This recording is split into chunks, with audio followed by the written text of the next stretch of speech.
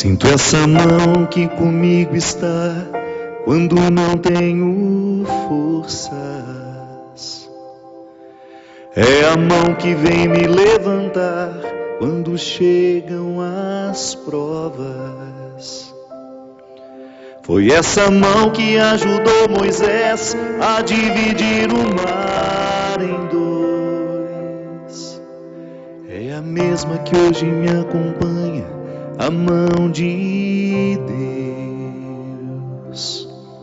Sinto essa mão que comigo está quando não tenho forças.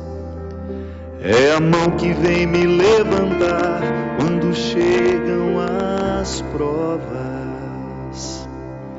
Foi essa mão que ajudou Moisés a dividir o mar em dois.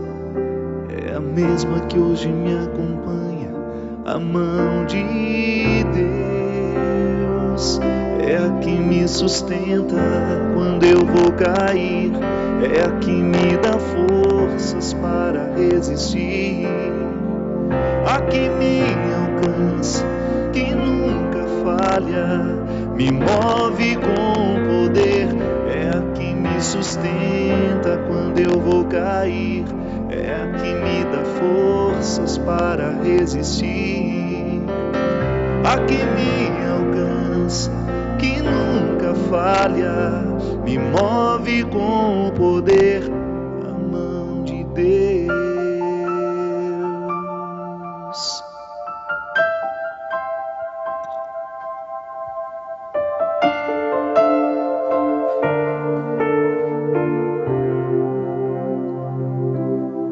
Sinto essa mão que comigo está quando não tenho forças. É a mão que vem me levantar quando chegam as provas. Foi essa mão que ajudou Moisés a dividir o mar em dois. É a mesma que hoje me acompanha, a mão de Deus. É a que me sustenta quando eu vou cair, é a que me dá forças para resistir, a que me alcança, que nunca falha, me move com poder, é a que me sustenta quando eu vou cair, é a que me dá forças para resistir, a que me alcança, que nunca falha, me move com poder, a mão de Deus.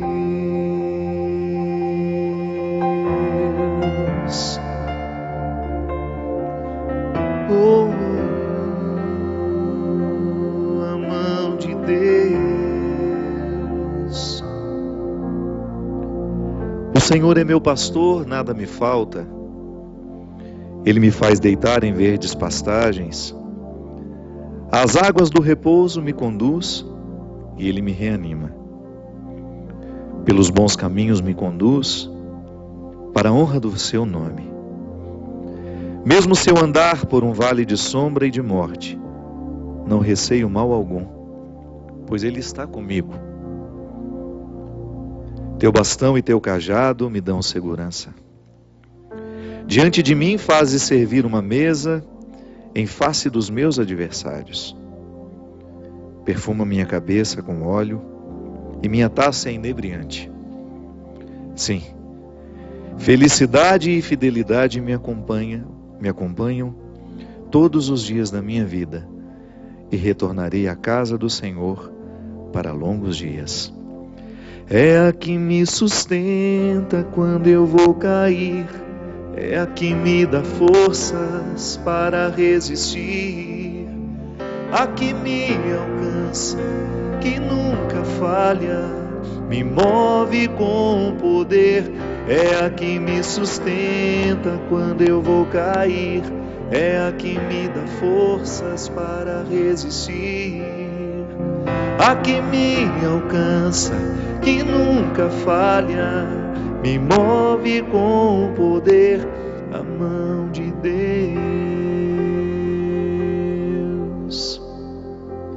Muito boa noite, com muita alegria que nós começamos mais um novo tempo do programa Direção Espiritual, nova casa.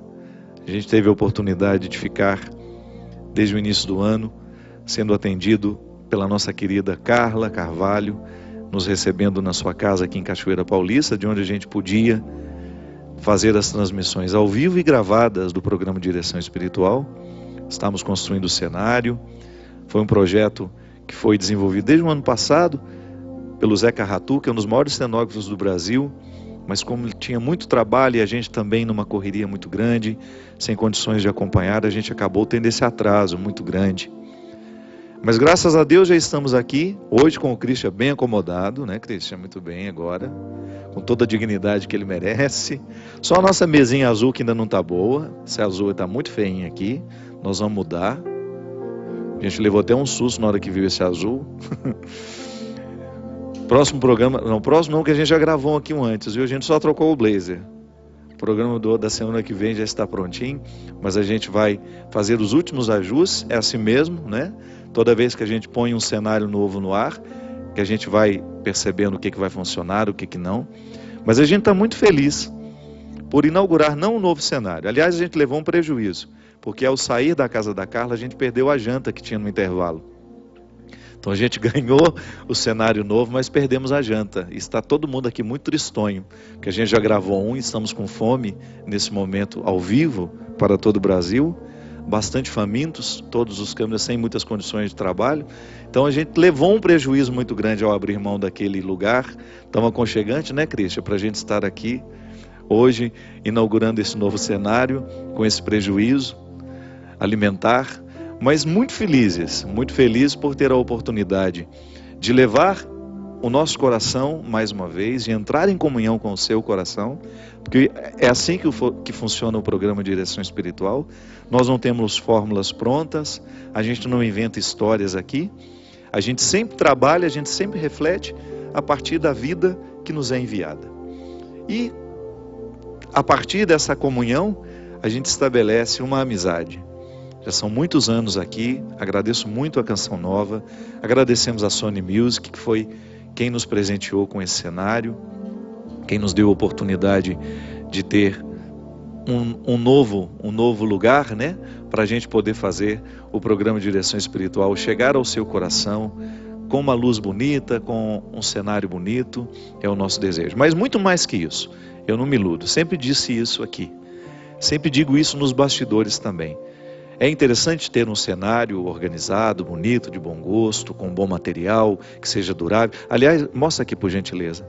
Eu gostaria que depois, quando a gente for passar para o próximo, ó, você que deseja fazer um vestido de madrinha, de casamento, tem muito desse tecido aqui. Olha que beleza, você que vai para aquele casamento 2 horas da tarde, faz uma maquiagem leve. Aliás, as meninas da Canção Nova vão ficar um bom tempo quando a gente desmontar esse cenário, sem precisar comprar tecido para ser madrinha, para uma ocasião festiva, né? Até um paletó para o China, não dá? Ele está pretendendo ficar noivo, já pode fazer daqui uns 4, 5 anos, quando a gente mudar o cenário, já tem o tecido para o paletó dele. Posso te dar um também, um pedacinho desse tecido. Você ia ficar ótimo com esse tecido fazendo um paletó para você. Mas eu sempre digo, minha gente, que o mais importante é a oportunidade de nós estarmos juntos. Tanto é que quando nós tivemos o problema de não ter aonde fazer o programa, eu falei, olha, eu tenho certeza que o povo que me acompanha não fica prestando muita atenção. Claro, é interessante a gente ver um lugar bonito.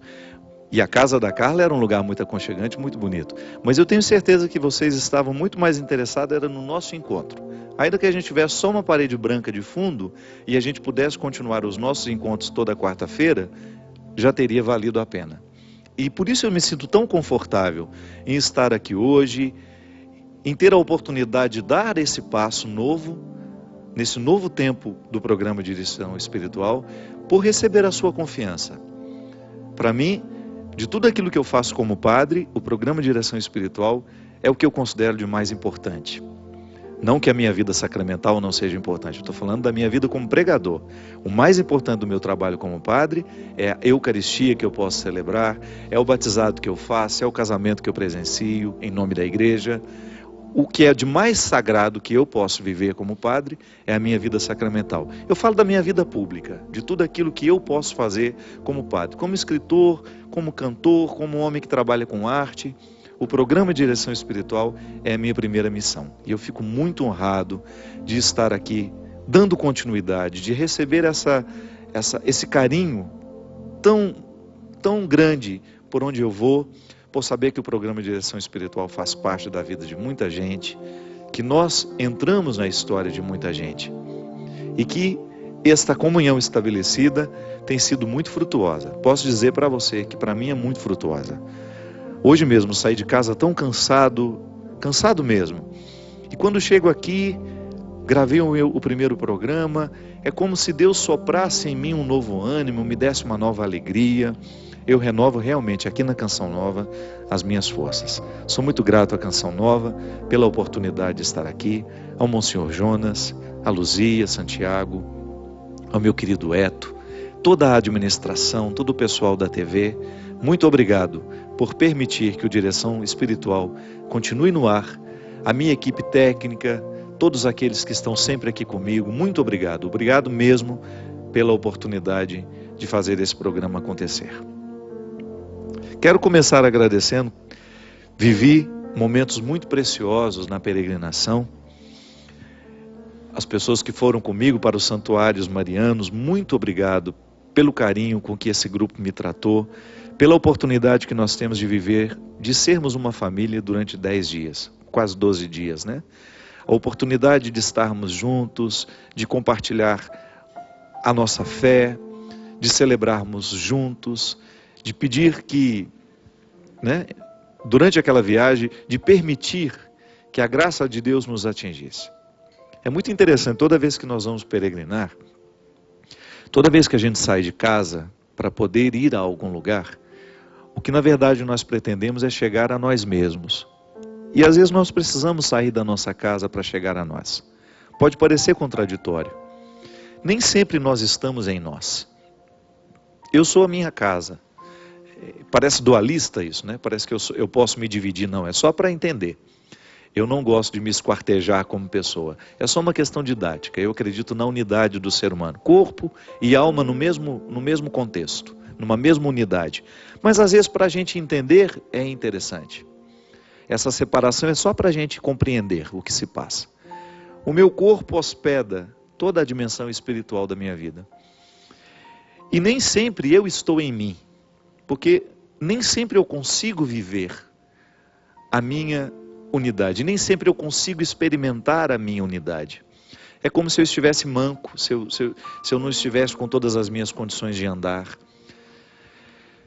E às vezes quando nós saímos da nossa casa e vivemos o desconforto de uma viagem longa, de dormir em cama que não é a nossa, de conviver com pessoas que não fazem parte do nosso convívio, que às vezes pode até gerar uma dificuldade ao longo dos dias, a gente começa a fazer uma peregrinação que não é só geográfica.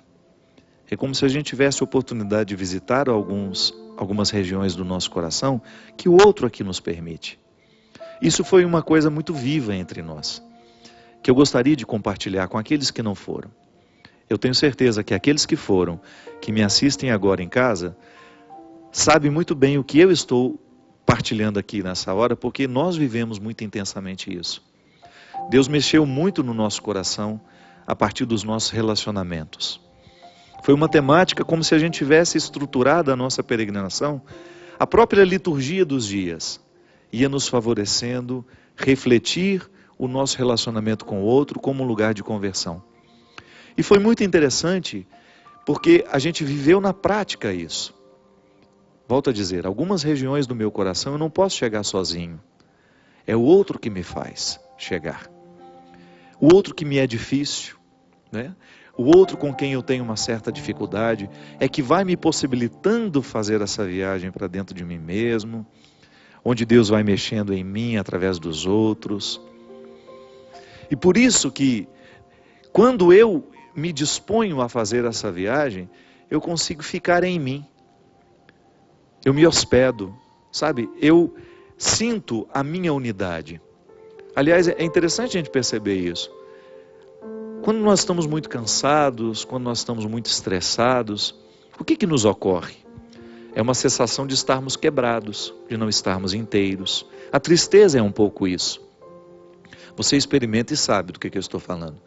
Quando um acontecimento ruim lhe ocorre, quando você escuta uma coisa desagradável, quando você presencia um fato, ou então quando você está inserido dentro de um contexto muito pesado, é como se você perdesse a sua inteireza.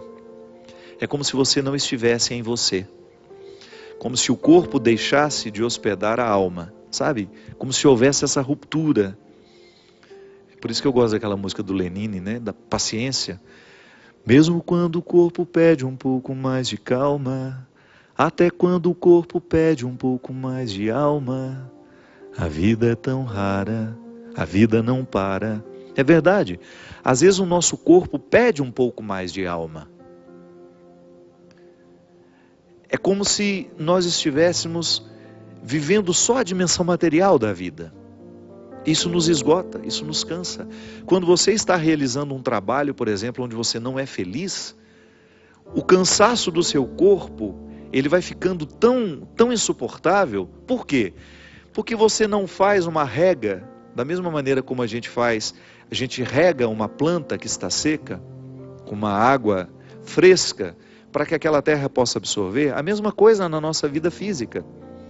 Quando eu estou muito cansado, mas eu estou feliz com o que eu estou fazendo, é como se a felicidade fosse essa rega sobre o corpo e o cansaço fica bom. A gente deita na cama satisfeito com aquele cansaço e a gente dorme bem. Mas quando nós estamos realizando uma função em que a gente não é inteiro naquilo, é como se estivesse faltando a rega para que o corpo pudesse sentir a satisfação daquele cansaço e dormir. Quando nos falta a satisfação do cansaço, a gente não dorme. Então fica o cansaço sendo acumulado. Vai acumulando, acumulando, acumulando. E a peregrinação nos mostrou como é necessário nós retirarmos, como é preciso muitas vezes a gente fazer uma viagem para a gente perceber isso. O que está nos cansando, o estilo de vida que nós estamos levando. Quando nós saímos da nossa casa e vamos viver um tempo de exílio, digamos assim, né? Um tempo retirado, parece que as coisas ficam mais claras para nós. Então lá, Deus começou a nos mostrar aquilo que estava nos desgastando dentro das nossas casas. Apontando-nos, por exemplo, como nós somos cruéis uns com os outros, sem perceber que somos. Sem a consciência, né? Sem a consciência de que a gente é cruel. Porque todo dia a gente exerce um pouco a nossa crueldade. A crueldade está aqui, está em mim, está em você, está no Christian, está em todos nós. A conversão é quando você toma consciência disso e começa a administrar essa crueldade. Às vezes dentro da nossa casa nós estamos sendo cruéis com as pessoas que nós amamos, até de maneira justificada. Temos motivo para sermos cruéis. Mas definitivamente, nós não temos o direito de ser. Nem tudo aquilo que nós temos, estamos legalizados, digamos assim. Temos motivos, mas nós não temos o direito. Eu tenho todo o argumento lógico para eu ser cruel com aquela pessoa. Porque ela não foi competente, porque ela não correspondeu às expectativas que nós tínhamos. Mas aí quando você joga a luz do Evangelho, você percebe que você não tem o direito de exercer essa crueldade. Crueldade não combina com fraternidade. E às vezes Deus precisa nos retirar do nosso meio, nos colocar no outro meio estranho, com pessoas estranhas, para a gente ter condições de reconhecer onde é que nós somos cruéis, quais são os mecanismos da nossa crueldade. Você não foi para a peregrinação, você não teve a oportunidade de ser retirado do seu meio, mas você pode pensar sobre isso também. Quem sabe você, observando o jeito como você vive, você vai identificar aquilo que realmente está lhe cansando, aquilo que realmente está lhe empurrando para um contexto de crueldade, porque isso também está muito associado, né? Quanto mais estressado a gente está, e o estresse é justamente isso, o desconforto de não estar vivendo do jeito certo, quanto mais estressado a gente está, maior é a nossa facilidade de ser cruel com aqueles que estão ao nosso redor. E a peregrinação foi uma bênção para nós, no sentido de nos ajudar a entender essa crueldade, de percebê-la. Eu lembro, nós tivemos uma missa que durou 3 horas. Só o ato penitencial foi 1 hora. Foi numa sala de um hotel lá, a gente não tinha igreja para celebrar naquele dia, foi lá em Barcelona. E eu fiquei impressionado de como Deus nos falou através daquele ato penitencial, onde a gente esmiuçou a nossa crueldade mesmo. Sabe quando você começa a pegar um pecado e você vai espremendo e descobrindo todos os desdobramentos daquele pecado, com atitudes muito concretas, e a gente tendo a oportunidade quase de pegar no pecado e senti-lo, como se ele fosse uma matéria. Gente, mas foi tanta libertação no coração daquelas pessoas, que algumas até adoeceram. E a gente sabe que muitas vezes, quando a gente vive uma libertação espiritual, o corpo reage, né? O corpo reage. A gente tem febre sem motivo, a gente tem uma indisposição intestinal. Sempre que nós mexemos nas questões espirituais, o nosso corpo se manifesta. Por quê? Porque nós somos um só, é um mecanismo só. Às vezes, o desarranjo físico tem causas espirituais, e naquele dia a gente experimentou isso. A libertação, na oportunidade que a gente teve de tocar quase que materialmente a nossa crueldade, identificá-la, e as lágrimas lavando os nossos rostos com arrependimento, né, com o desejo de voltar para casa. Eu não quero ser cruel de novo. Eu não quero ser um cruel inconsciente. Mesmo quando eu estiver exercendo a crueldade, eu quero estar consciente disso para eu ter condições de cortar. Para eu ter condições de interromper aquilo que em mim é tão maléfico, tão diabólico. As nossas atitudes diabólicas. Aquela peregrinação, aquele tempo, foi para nós ali, para os 100 e poucos peregrinos, uma oportunidade de nós identificarmos, à luz da mística de cada dia. Os santuários marianos nos inspiravam, e eu vivo a devoção mariana, vocês sabem disso. A devoção mariana para mim só tem sentido se ela me colocar na presença de Jesus. Maria não quer que nós fiquemos parados nela. Então a gente visitou os lugares que foram importantes e que são importantes dentro da devoção mariana, só para encontrar Jesus. Pelas mãos da mãe a gente chega ao coração do filho, é o coração do filho que nos transforma. Mas a mística da mãe nos ajuda a ter o coração transformado, porque psicologicamente é fácil entender. A experiência que nós fazemos da mãe, salvas algumas exceções, né? Que existem pessoas que tiveram experiências terríveis com as mães. Mas geralmente, por mais tumultuada que seja, o vínculo com a mãe é sempre marcado pelo afeto, pelo amor, pela responsabilidade. É um vínculo muito definitivo. Então, inspirados por esse amor de mãe, a gente se dispõe a conhecer o coração do Filho, Jesus, que é o nosso Salvador. Maria não nos salva, quem nos salva é Jesus. Na oportunidade que a gente tem, e como é que Ele nos salva? Na oportunidade que a gente tem de tocar o nosso pecado, de identificar quando nós somos cruéis, onde erramos, com quem erramos, e ali interferimos. Essa salvação, ela é necessária porque ela traz paz ao nosso coração, ela traz paz à nossa família.